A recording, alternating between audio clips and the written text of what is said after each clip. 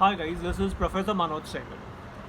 Now, this is just a small attempt of mine to help you out how do you prepare for GRE in such a difficult times. I know the fact that GRE is not happening right now in the center and you have a choice of giving it at home, so you can do it that way.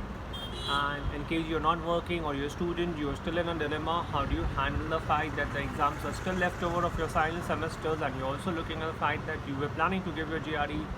So handling all of them is gonna be a major task for you.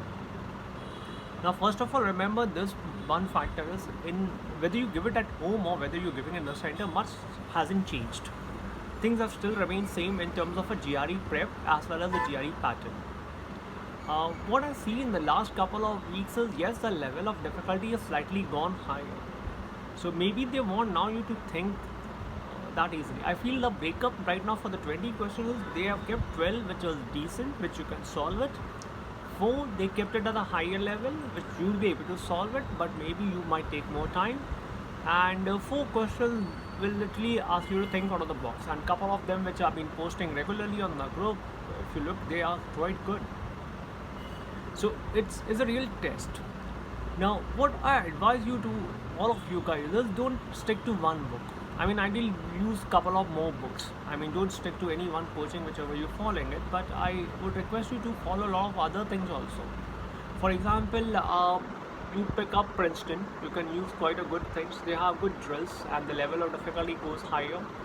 Manhattan 5 LB, if you're literally aiming for a 165 point score, then do chapter number 31, which is advanced comps. I think it's chapter number 30 or 31, I'm not very sure about it, but the topic is advanced comps. So do that properly. That will prep you for it. In case if you're looking even higher, then you can refer to maybe another sources also. But I would say, okay, 2 to 3 books should be good enough for you. Write a lot of tests because that's gonna be the major concern for you writing for the test, because it's easier when you do topic wise. You may like or may not like one topic, but when you're doing it over the period of time, then you'll understand, okay, how I need to crack it under pressure.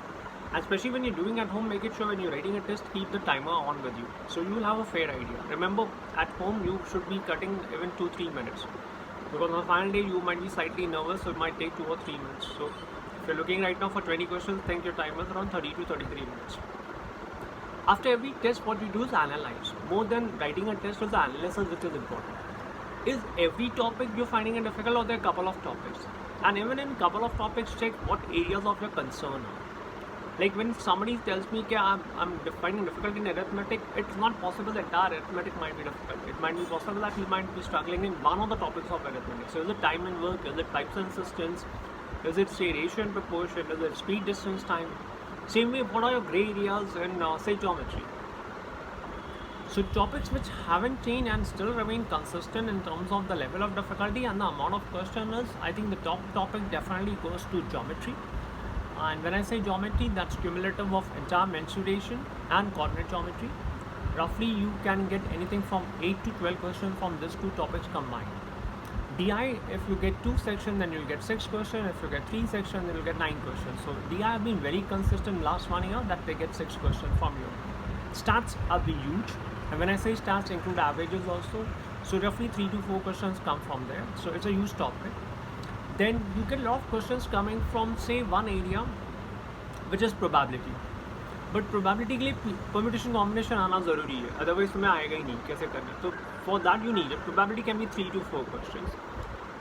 If you look like a topic like quadratic equation, they make a huge entry in quadratic or quantitative comparisons. They're not normally there in the normal questions, but it doesn't come normally in the MCQ because you could have plugged in and checked it from quadratic point of view. Time and work will make an entry. Speed, distance, time will be there. And one of the huge topics you will have it is basically numbers, but not many people have done it well, and statistics. There are 2 areas which you need to conquer if you are looking at 165 to 168 score in GRE, even if you're looking at the first score. So this areas I want you to have a good grip, so that improves your con score on the final day. And practice a lot, analyze, see where you're making a mistake. So your analysis can be, if you get a question and you didn't get it right, so what was the thinking behind it? You didn't have a time, or you had the time but you couldn't solve it, or you are absolutely blank, you do not know the topic.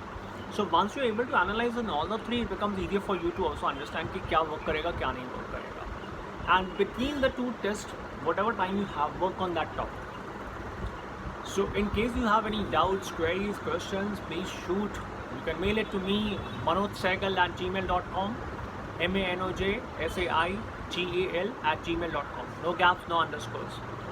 Wishing you all the best for your prep. Need any help? Please be free to contact me anytime. Thank you so much. God bless kids.